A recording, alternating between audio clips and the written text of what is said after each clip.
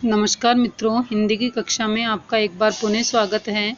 जैसा कि आपको पता है कि हम रीट के सिलेबस के अकॉर्डिंग हम अपने जितने भी टॉपिक्स हमारे हिंदी भाषा से रिलेटेड जितने भी टॉपिक्स हैं हम उनका विस्तार पूर्वक अध्ययन कर रहे थे।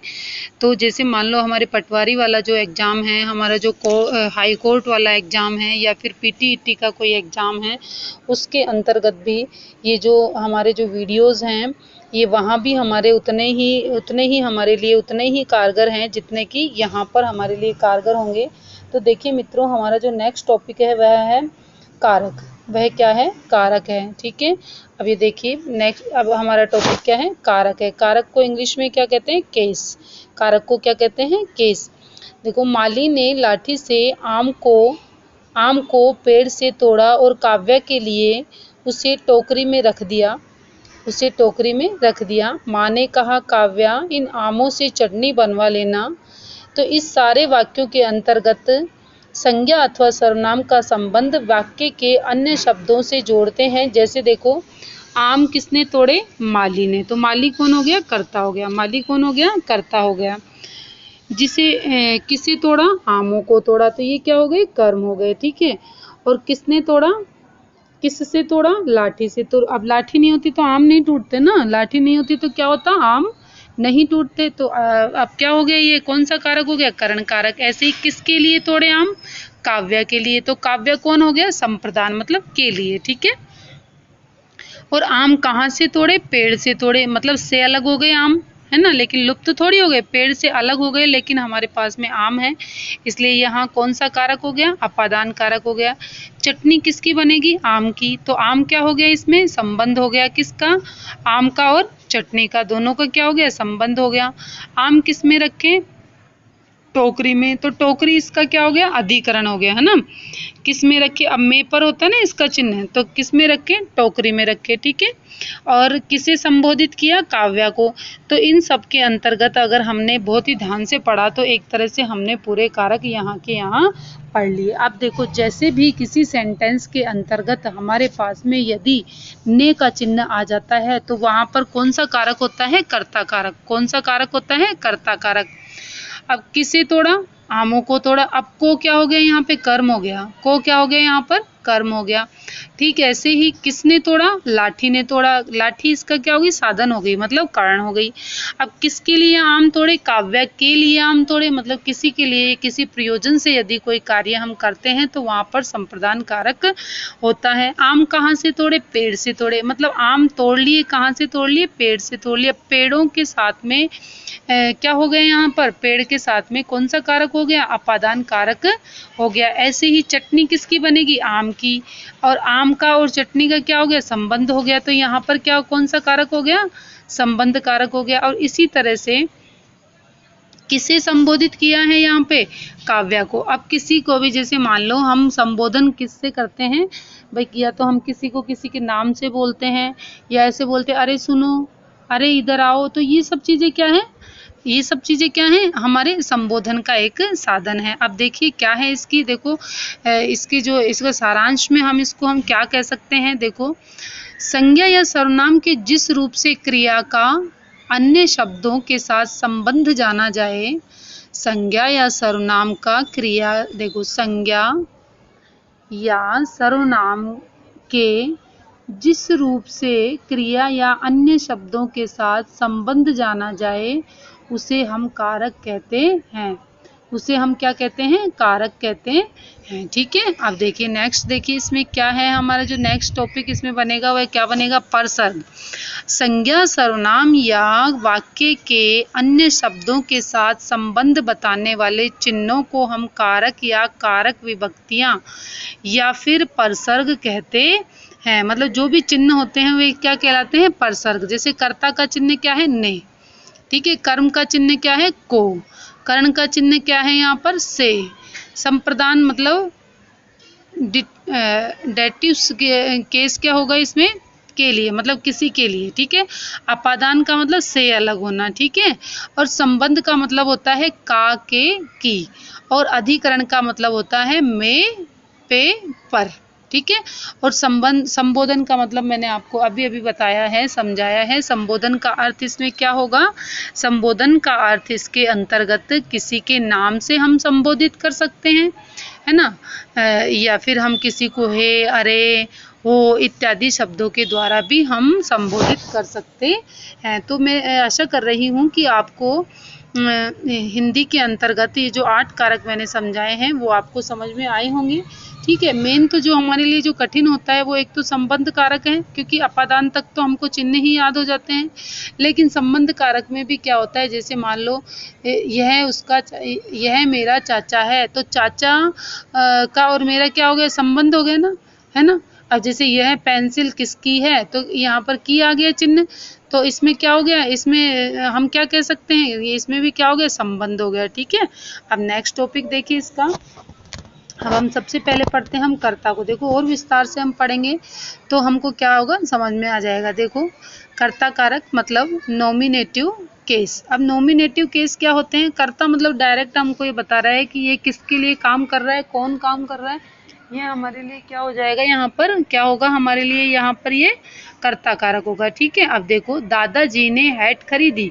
अब इसने मान लो क्या, इसमें किसका चिन्ह आ गया? ने का चिन्ह आ गया। अब इसमें मैंने पूछा कि भाई कर्ता कौन है? कर्ता यहाँ पर दादाजी हो गए। ठीक है। ऐसे ही नेक्स्ट यहाँ पर है हमारे पास में आन्या पढ़ रही है। अब पढ़ना तो क्या है? कर्म है, लेकिन कौन पढ़ रही है? आन्या पढ़ रही है। आन्या क्या कौन है? यहाँ पे कर्ता है। ठीक है। आन्या कौन हो गई? यहाँ पे कर्ता हो गई। ठीक है। अब नेक्स्ट हम इसी तरह से आगे चलते हैं। इन वाक्यों में दादाजी और आन्या दोनों क्या हैं? यहाँ पे कर्ता हैं। दोनों यहाँ पर क्या कहलाएंगे? हमारे कर्ता कहलाएंगे। मैं आशा कर रही हूँ मित्रों आपको समझ में आ रहा होगा। देखिए नेक्स्ट, देखिए इसका सीधा संबंध क्रिया से होता है, मतलब इसका जो डायरेक्ट रिलेशनशिप होता है वो किससे होता है? वर्ब से, मतलब क्रिया से। जो हमारी वर्ब होती है इंग्लिश के अंतर्गत हम इसको क्या बोलते हैं? क्रिया को वर्ब।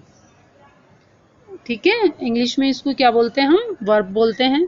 ठीक है। ऐसे ही कर्ता का चिन्ह, जो कर्ता का चिन्ह है, कर्ता का चिन्ह क्या होगा? ने है। कर्ता का चिन्ह क्या है? यहाँ पर ने है। ऐसी संज्ञा या सर्वनाम के जिस रूप से क्रिया के करने वाले का बोध होता है उसे हम क्या कहते हैं? कर्ता कहते हैं। सर्वनाम या, अब देखो क्या कह रहा है ये, संज्ञा या सर्वनाम के जिस रूप से क्रिया के करने वाले का बोध होता है उसे हम कर्ता कहते हैं। अब देखो इसके मुख्य ध्यान देने योग्य बातें क्या क्या हैं? कर्ता कारक मुख्य रूप से संज्ञा या सर्वनाम ही होता है। कर्ता कारक मुख्य रूप से क्या होता है? संज्ञा या सर्वनाम ही होगा। या तो किसी का नाम होगा या फिर नाम की जगह कोई चीज काम में आ जाती है, वही क्या होती है? सर्वनाम होती है। जो व्यक्ति, वस्तु, स्थान आदि के स्थान पर जो काम में आती है वो क्या होती है? हमारे सर्वनाम। जैसे ऐसे कह दिया जाए कि राधा विद्यालय जाती है, राधा विद्यालय जाती है, तो राधा क्या होगी? संज्ञा होगी। अब मैं कह दूं कि वह विद्यालय जाती है, तो वह इसमें क्या हो गया? सर्वनाम हो गया। ठीक है। नेक्स्ट देखिए, कर्ता कारक में चिन्ह ने का प्रयोग केवल भूतकाल में होता है। वर्तमान और भविष्य काल की क्रियाओं वाले वाक्यों में ने परसर्ग का प्रयोग नहीं होता है। अब देखो ये क्या कह रहे हैं, इसको समझें। देखिए एक बार, वर्तमान और भविष्य काल की क्रियाओं वाले वाक्यों में, जैसे वर्तमान में अभी अपन क्या कर रहे हैं? पढ़ रहे हैं, तो ये वर्तमान है। और कल भी पढ़ेंगे, ये क्या होगा? हमारा भविष्य काल होगा, मतलब इसमें भूतकाल का कोई लेना देना नहीं है। तो ये क्या कह रहे हैं? देखो वर्तमान और भविष्य काल की क्रियाओं वाले वाक्यों में ने परसर्ग का प्रयोग नहीं होता है। ये केवल किस में होता है? भूतकाल में ही होता है। कभी कभी कर्ता के साथ से और के द्वारा परसर्गों का भी प्रयोग होता है। जैसे चित्रकार के द्वारा यह प्रदर्शनी लगाई गई। चित्रकार के द्वारा, अब चित्रकार के द्वारा, अब यहाँ पर के द्वारा हो गया, लेकिन चित्रकार कौन है? यहाँ पे करता है। चित्रकार कौन है? यहाँ पे करता है।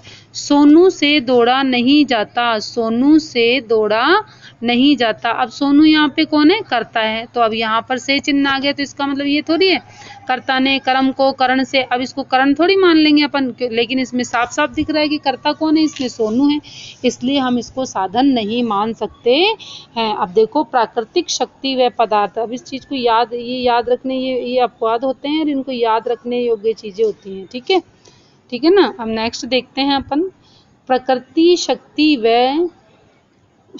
व प्रार्थना भी प्राकृतिक शक्ति व प्रार्थना भी कर्ता कारक के रूप में प्रयोग होते हैं। जैसे सूर्य रोशनी देता है, तो अब देखो सूर्य क्या है, यहाँ पर करता है। अब जैसे कोई भी प्राकृतिक चीज़ है, जैसे बारिश आती है, सूर्य रोशनी देता है, चंद्रमा चांदनी देता है, पेड़ों से हवा चलती है ना, पेड़ है तो ऑक्सीजन मिलती है। तो मतलब ये सब चीज़ें क्या है, प्राकृतिक है। और प्राकृतिक चीज़ें जो भी होंगी उनमें सब में कर्ता कारक का प्रयोग होता है। अब नेक्स्ट चलते हैं अपन मित्रों कर्म कारक पर। कर्म कारक का मतलब क्या होता है, एक्सक्यूज केस, ठीक है, मतलब वह कार्य जिस पर पूर्ण रूप से कर्म का ही प्रभाव है, वे क्या हो जाएंगे, हमारे कर्म कारक हो जाएंगे। जैसे नीतू बहन को खाना खिला रही है, नीतू बहन को खाना खिला रही है। अब देखो खाना किसको खिला रही है, बहन को। कौन खिला रही है, नीतू। अब नीतू इसमें क्या, नीतू क्या कर रही है, कर्म कर रही है। क्या कर्म कर रही है, खाना खिलाना। खाना खिलाना क्या है, एक कर्म है। ऐसे धोबी कपड़े धो रहा है, अब इसमें कौन हो गए, कर्म। कपड़े कौन हो गए, इसमें कपड़े, इसमें कर्म हो गया। देखो धोबी तो कर्ता हो गया और कपड़े कर्म हो गया और धोना क्या हो गई, क्रिया हो गई, ठीक है, ठीक है ना। अब इसी तरह से देखो इसमें इस वाक्य में खाना और कपड़े कर्म है, अर्थात खाना खिलाने का और कपड़े धोने का कार्य हो रहा है। ये कर्म कारक के उदाहरण हैं। कर्म कारक का चिन्ह क्या होगा, को। कर्म कारक का चिन्ह क्या है, को है।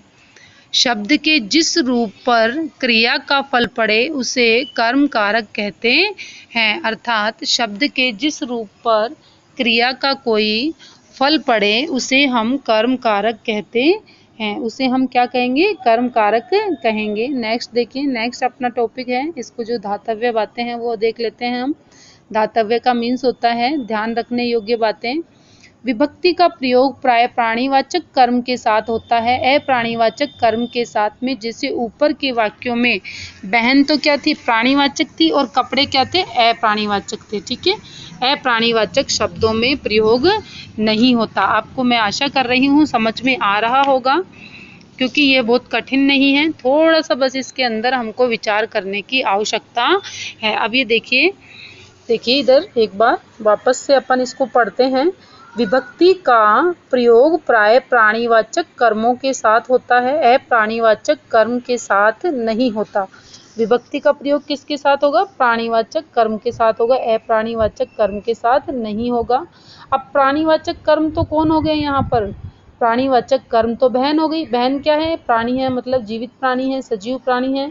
और ऐसे ही कपड़े क्या है, अप्राणीवाचक कर्म है, कपड़े क्या है, अप्राणीवाचक कर्म है। ऐसे ही प्राणीवाचक और अप्राणीवाचक कर्म को क्रमशः मुख्य कर्म और गौण कर्म कहते हैं। अब इस बात को ध्यान रखें कि एग्जाम में हमसे प्रश्न बन सकता है कि प्राणीवाचक और अप्राणीवाचक कर्म को क्रमशः मुख्य कर्म और गौण कर्म कहते हैं। अब देखो करण कारक मतलब इंस्ट्रूमेंटल केस। कर्ण का मतलब क्या होता है, इंस्ट्रूमेंटल केस मतलब साधन। ये क्या होते हैं, साधन। अब जैसे मान लो मैंने कहा कि बच्ची लिख रही है, कलम से लिखती है। अब कलम ही नहीं होगी, साधन ही नहीं है, तो लिखेंगे कैसे, नहीं लिख सकते ना। तो उसके लिए हमको इसमें क्या, किस चीज़ की आवश्यकता होगी, किस चीज़ की आवश्यकता होगी, हमको किसी जो भी हमारे पास में, जैसे मान लो लिखना है तो हमें कलम की आवश्यकता है, खेलना है तो हमको गेंद की आवश्यकता है, या खाना है तो हमको भोजन की आवश्यकता है। देखो अवनी गेंद से खेल रही है और सानवी कलम से लिख रही है। इन दोनों वाक्यों में खेलने और लिखने का कार्य गेंद और कलम से हो रहा है। ये कार्य करने के साधन हैं, अतः ये करण कारक के उदाहरण हैं। और करण कारक के चिन्ह से और के द्वारा होते हैं। कर्ता जिस साधन से कार्य करता है, कर्ता जिस साधन से कार्य करता है उसे हम क्या कहेंगे, करण कारक कहते हैं। कर्ता जिस साधन से कार्य करता है, कर्ता जिस साधन से कार्य करता है उसे हम क्या कहेंगे, करण कहेंगे। मतलब हमको ये आ जाना चाहिए कि बिना, अब देखो जैसे मान लो हमको कहीं जाना है लेकिन गाड़ी नहीं है ना, गाड़ी नहीं है तो हम क्या करेंगे, नहीं जा पाएंगे ना। तो कहीं यदि हमको दूर जाना है और उसके लिए हमको साधन की आवश्यकता है और साधन है ही नहीं, तो वहाँ पर करण कारक नहीं होगा। अर्थात करण कारक की सहभागिता के लिए हमें किसी भी साधन की आवश्यकता निश्चित रूप से होती है। इसी तरह से नेक्स्ट देखिए, कभी कभी कान, हाथ, आँख आदि अंगबोधक शब्दों के साथ विभक्ति चिन्ह नहीं लगता। कानों सुनी बात, आंखों देखी घटना आदि। देखो कभी कभी कान, हाथ, आँख आदि अंगबोधक शब्दों के साथ विभक्ति चिन्ह नहीं लगता। जैसे कानों सुनी बात, तो कान हमारे सामने सुना, तो कान हमारे क्या हो गए, साधन हो गए। ऐसे ही आंखों देखी घटना, तो आंखों के द्वारा देखी गई घटना, तो आंख हमारे क्या हो गए, इसमें साधन हो गए। आंख हमारे क्या हो गए, इसमें साधन हो गए। ठीक इसी तरह से हम नेक्स्ट चलते हैं। हमारा संप्रदान कारक है। डेटिव केस क्या है? अब डेटिव केस के अंतर्गत देखिए, संप्रदान का मतलब होता है के लिए। संप्रदान हमेशा किस में होता है, के लिए अर्थ में होता है। जैसे मान लो, इसको देखिए, इस पर चलते हैं अपन। पूजा के लिए फूल चाहिए। पूजा के लिए क्या चाहिए, फूल चाहिए। अब ये के लिए हो गया ना। अब के लिए जो शब्द है वह हमारा किसके लिए है, पूजा के लिए। किसके लिए है, पूजा के लिए। ठीक है। अब देखिए, ऐसे ही मैंने भिखारी को भोजन दिया। मैंने भिखारी को भोजन दिया। अब यहाँ पर देखिए, अब देखो के लिए भी है और को भी है, लेकिन अब इसमें आपको यह ध्यान रखना है, को चिन्ह आ गया तो इसका मतलब ये मत मानो कि कर्ता ने कर्म को, अभी ये कर्म कारक हो गया, इसमें नहीं। क्यों? क्योंकि देखो, संप्रदान कारक में कभी कोई भी चीज़ यदि दी जाती है तो वह वापस नहीं ली जाती। मतलब हमेशा कोई भी काम होगा के लिए ही होता है। जैसे देखो, इस वाक्य में पूजा के लिए तथा भिखारी को संप्रदान कारक के उदाहरण हैं, और इस कारक में विभक्ति चिन्ह क्या होंगे, विभक्ति चिन्ह को तथा के लिए होते हैं। इनके विभक्ति चिन्ह क्या होंगे, को तथा के लिए होते हैं। जहाँ कर्ता जिसके लिए कार्य करता है या जिसे कुछ देता है, उस भाव को बताने वाला शब्द संप्रदान कारक कहलाता है। जहाँ कर्ता जिसके लिए कार्य करता है या जिसे कुछ देता है, जहाँ कर्ता जिसके लिए कार्य करता है या जिसे देता है, उस भाव को बताने वाले शब्द संप्रदान कहलाते हैं। उस भाव को यदि बताते हैं तो वे शब्द क्या कहलाते हैं, संप्रदान कहलाते हैं। ऐसे ही अपादान कारक मतलब एब्लेटिव केस। एब्लेटिव केस में देखो क्या क्या होगा। लड़की छत से गिर गई। लड़की छत से गिर गई लेकिन लुप्त तो नहीं हुई, मतलब से अलग होना, किसी भी चीज़ से अलग हो जाना लेकिन उसका लुप्त न होना, उस चीज़ का लुप्त न होना क्या कहलाएगा हमारे लिए, अपादान कारक कहलाएगा। ठीक है। बच्चा, छोटा बच्चा कुत्ते से डर गया। अब से डरने और बचाने के योग में भी हमारे अपादान कारक होता है। तो अब इसमें क्या है, से चिन्ह इसका क्या होगा, से। इस वाक्य में लड़की का छत से गिरना और बच्चे का कुत्ते से डरना अलग अलग होने व डरने का भाव दर्शा रहा है, और अपादान कारक के उदाहरण हैं। इस कारक की विभक्ति चिन्ह से है। इस कारक का विभक्ति चिन्ह क्या है, से। ये देखो, इस कारक का विभक्ति चिन्ह क्या है, से है। ठीक है। अब देखिए नेक्स्ट हमारे, संज्ञा या सर्वनाम के जिस रूप से अलगाव, दूरी बताने, तुलना करने, डरने तथा लजाने, शर्माने आदि का पता चलता है, उसे हम अपादान कारक कहते हैं। डरना, अलग होना, दूरी, है ना, तुलना करना, है ना, इत्यादि शब्द हैं। अब जैसे मान लो तुलना की जाए, दो में से एक की तुलना ये कह दिया जाए कि है ना, राम से चतुर मोहन है ना, राम से चतुर मोहन है। तो इन दोनों दो लड़कों की एक साथ क्या कर दी, इन्होंने तुलना कर दी ना, दो लड़कों की एक साथ तुलना कर दी। अब तुलना का मतलब भी क्या हो गया, अगर तुलना की है तो तुलना का मतलब भी क्या हो गया यहाँ पे, मतलब यहाँ पे हमारे लिए कौन सा इसमें कारक आएगा, बताइए। तुलना करने के योग में भी अपादान कारक होता है। शर्माने के योग में भी अपादान कारक होता है। अब नेक्स्ट देखिए, संबंध। अब संबंध तो सबको पता है भाई, संबंध है। जैसे मान लो हमारे संबंध हमारे माता पिता से हैं, हमारे बच्चों से हैं, या फिर हमारे संबंध हमारे सगे संबंधियों से हैं, तो इनको सब हम क्या कहेंगे। अब जैसे मान लो ये पुस्तक मेरी है, तो पुस्तक का संबंध किससे है, मुझसे है। ठीक है। यह फ्रॉक मेरी है, तो ये संबंध फ्रॉक का किससे हो गया, मुझसे हो गया। यह फ्रॉक राधा की है, अब इसमें किससे संबंध हो गया, राधा से संबंध हो गया ना, है कि नहीं है, बताओ। अब देखिए नेक्स्ट चलते हैं अपन आगे। देखो, दिया की फ्रॉक फट गई। अब ये संबंध किससे हो गया? दिया से हो गया, ठीक है। ऐसे ही दिविक के घर आज पार्टी है, तो अब दिविक का संबंध किससे हो गया? पार्टी से हो गया। अब देखो इन वाक्यों में फ्रॉक का संबंध तो दिया से और घर का संबंध दिविक से दर्शाया गया है, अतः ये संबंध कारक के उदाहरण हैं। इस कारक के विभक्ति चिन्ह का के, की, रा, रे, री है, ठीक है। अब शब्द के जिस रूप से दो संज्ञाओं अथवा सर्वनामों में आपसी संबंध का पता चलता है, वहां पर संबंध कारक होता है। वहां पर क्या होता है? संबंध कारक होता है, ठीक है। देखिए मित्रों, यदि आपको कुछ समझ में नहीं आए तो आप मुझसे ज़रूर कमेंट के माध्यम से अपने प्रश्नों के जवाब ले सकते हैं। मैं आपको बहुत ही अच्छे से समझाते हुए आपको, देखो भाई, जैसे मान लो अपन लिखते हैं कि यह पेन मेरा है, यह पेन मेरा है, यह पेन किसका है? मेरा है। अब पेन का संबंध क्या हो, किससे हो गया? मुझसे हो गया ना। पेन का संबंध किससे हो गया? मुझसे हो गया। मतलब अब ये क्या बता दिया इसका, इन्होंने इससे क्या बता दिया? संबंध को दर्शा दिया, ठीक है। अब देखो, देखिए अब इसमें मैं आपको थोड़ा और समझाती हूँ। संबंध कारक में परसर्ग संज्ञा व सर्वनाम के लिंग व वचन के अनुसार बदले जाते हैं। जैसे क्या करेंगे हम? जैसे देखिए, दीपा की पुस्तक, मुकेश का बस्ता, हमारे घर, हमारा घर। तो यहाँ पे सब कौन हो गए? रा, रे, री, का, के, की। विभक्तियों का प्रयोग केवल सर्वनाम के साथ होता है। रा, रे, री, सर्वनाम का प्रयोग केवल विभक्तियों के साथ होता है। केवल किसके साथ होता है?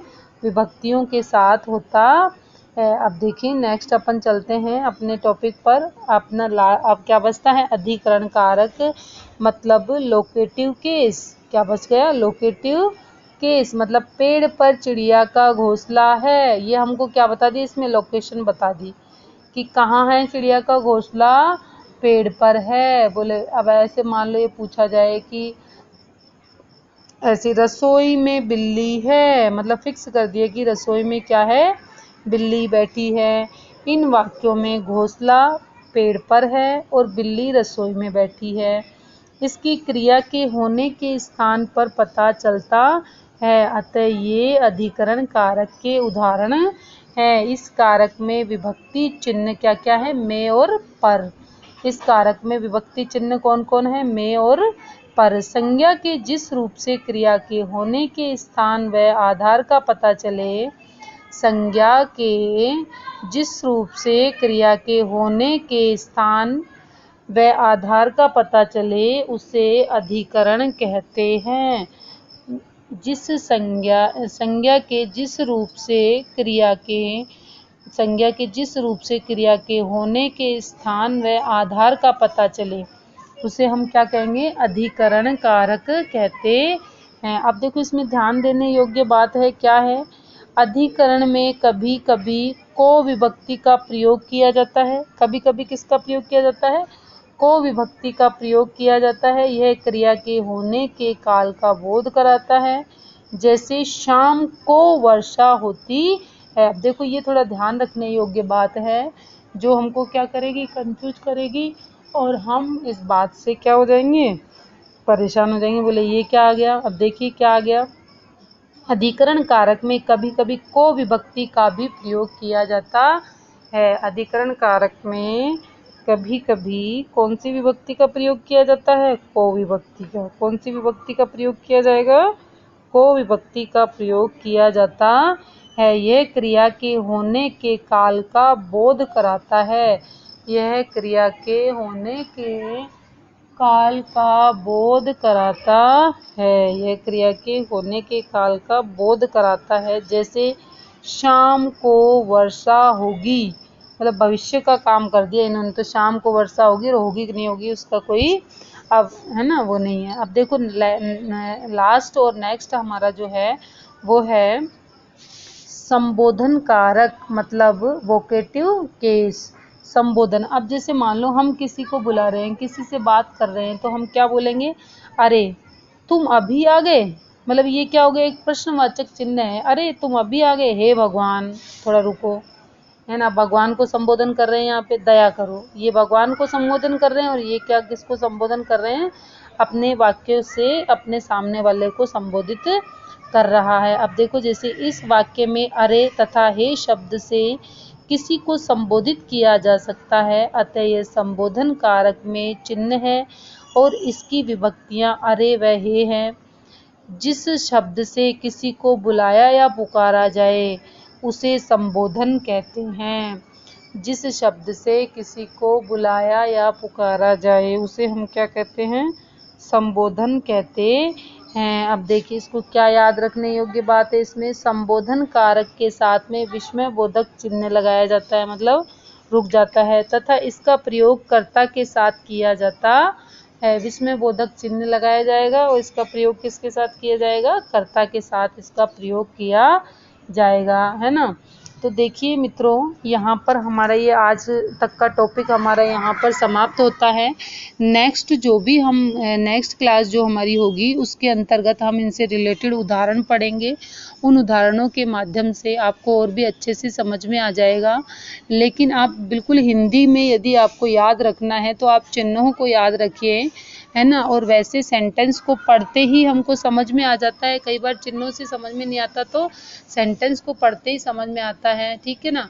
अब जैसे कर्ता ने कर्म को कर्ण से संप्रदान के लिए अपादान से अलग होना याद रखना है। उसमें खाली आपको यही मिल रहा है, मिलेगा वहाँ पे आपको से मिलेगा, लेकिन अलग होना भी आप ध्यान रखना। डरना बचाना, है ना। और इन सब डरना बचाना इन सभी में, और तुलना करना, इन सभी के अंतर्गत क्या होता है, अपादान कारक होता है। ऐसे ही हम संबंध को देखते हैं, तो संबंध में क्या बताया मैंने, का के की बताया आपको, है ना। संबंध के बाद में कौन आता है, अधिकरण आता है। अधिकरण में मैंने आपको क्या बताया है, अधिकरण के अंदर रा रे री और में पर ये होते हैं, और संबोधन में हे और अरे होते हैं, ठीक है। संबोधन में क्या होते हैं, हे और अरे होते हैं, और कई बार हमारे अधिकरण में को का प्रयोग भी हो जाता है। तो इस तरह से देखिए मित्रों, हमको किसी की सुनी सुनाई बातों पर नहीं जाना है। बहुत सारी अफवाहें चल रही हैं यूट्यूब के अंतर्गत कि परीक्षाएं कब होंगी कब नहीं होंगी। परीक्षा होंगी तो सही, ये तो हमको कंफर्म है कि एग्ज़ाम तो होंगे, निश्चित रूप से होंगे। तो हमको अपनी पढ़ाई जारी रखनी है, हमको किसी की बातों में नहीं जाना है। लगातार अपन यदि प्रयत्न करते रहेंगे तो अपन बहुत अच्छे से अच्छा अपने आप को रिप्रेजेंट कर पाएंगे, और किसी भी तरह से रिप्रेजेंट कर पाएंगे। और कभी भी अपने आप को नेगेटिव मत सोचो, क्योंकि हमारे जो आसपास का वातावरण है हम जैसा बनाना चाहते हैं वैसा ही बन जाता है। टुकड़ों में पढ़ाई करो, छोटा छोटा पढ़ो, कोई ज़रूरी नहीं है कि एक बार में यदि आपका मन नहीं लग रहा पढ़ने में तो आप, ये कोई ज़रूरी नहीं है कि आप लगातार पढ़ते ही रहेंगे। थोड़ा अपने माइंड को भी थोड़ा रिलैक्स दिया करें। माइंड को रिलैक्स देने के लिए हमारा जो थंब होता है, थंब हैंड थम्स जो होता है ना, हमारे हाथ के जो अंगूठे होते हैं, इसकी टॉप पर, हाथ के अंगूठे की टॉप पर बहुत अच्छे से प्रेस करें, बार बार प्रेस करें उसको, कम से कम 10 से 15 बार प्रेस करें। तो हमारा जो ब्रेन है वो अपने आप ही एक्टिव हो जाता है। मतलब जहां हम कंसंट्रेट नहीं कर पाते हैं वो स्वतः ही कंसंट्रेट हो जाता है कि जिस चीज़ को हम पढ़ रहे हैं वहीं हमारा ध्यान अपने आप ही चला जाएगा। यह प्रक्रिया यदि आप दिन में 3 बार दोहराते हैं तो आपका दिमाग स्वतः ही पढ़ाई में लगने लग जाएगा। देखिए, मैं ये नहीं कहती कि आप यूट्यूब पर चैनल देख देख करके अपने आप को वहाँ पे अपडेट करें। मैं कहती हूँ कि आपकी रुचि यदि मैं ये नहीं कहती कि कोई टीचर अच्छा है, ये टीचर अच्छा है या ये टीचर बुरा है। टीचर वो अच्छा है जो किताबों में आपकी रुचि को उत्पन्न करे। आपकी रुचि यदि मैं हिंदी की किताब के अंदर उत्पन्न करने में यदि सक्षम होती हूँ तो ही मैं आपके लिए एक श्रेष्ठ टीचर हूँ, अन्यथा मैं आपके लिए कोई श्रेष्ठ टीचर नहीं हूँ। ज़रूरी नहीं है कि आप वीडियोस देखें, ये वीडियोस तो उनके लिए है जो जॉब पर जा रहे हैं। जैसे मान लो फ़ौज में हमारे फ़ौजी जो भाई हैं, वे लगातार अपनी ड्यूटीज़ निभा रहे हैं, लेकिन उनको पढ़ने के लिए समय नहीं है। उनके पास में मोबाइल है, तो वो एक खाली स्टार्ट करके यदि जेब में भी रख लेते हैं, तो वे उन्हें आसानी से सुन सकते हैं, है ना? तो इनका वे लोग अच्छे से फ़ायदा उठा सकते हैं। विद्यालय में या कहीं और कई गृहिणियाँ होती हैं जिनको पढ़ने का समय नहीं मिलता है, वे रसोई में चला कर के मान लो अपने फ़ोन को अपने से थोड़ा दूर रख लें, गैस से थोड़ा दूर रखें, तो वहाँ भी खड़ी रह कर के वो अपना पूरे अपने सब्जेक्ट वाइज़, टॉपिक वाइज़ अपना पूरा रिवीजन कर सकती है। अतः आप बिल्कुल निश्चिंत होकर के अपने पढ़ाई में जुट जाइए। परीक्षा कभी भी हो, यदि हमारी तैयारी जारी है, तो वो कहते हैं ना कि जैसे देखो सुनार तो धीरे धीरे चोट मारता है, लेकिन लुहार एक ही चोट मारेगा। तो पहले तो हम किसकी तरह चलेंगे? सुनार की तरह चलेंगे, और बाद में लास्ट में जब एग्जाम होगा तो हम कैसी चोट मारेंगे? लुहार की जैसे चोट मारेंगे, जिससे कि हम अपने जो भी हमारा मुकाम है, हम अपने उस मुकाम तक पहुंच पाएं। मित्रों, मैंने आपका थोड़ा सा समय खराब कर दिया। यदि आपको मेरे द्वारा दी गई जानकारी अच्छी लगी, तो आप मेरे चैनल को लाइक, शेयर एंड सब्सक्राइब करें, और कभी भी नेगेटिव नहीं रहें लाइफ में। चाहे आपको कितना भी मिले और कितना भी आपका खो जाए, लेकिन नेगेटिविटी अपने पास में नहीं आने देनी। नेगेटिविटी के पास में आ जाने से क्या होता है कि हम अपने आप को चाह करके भी ऊपर नहीं उठा पाते हैं। जय हिंद, जय भारत, नमस्कार।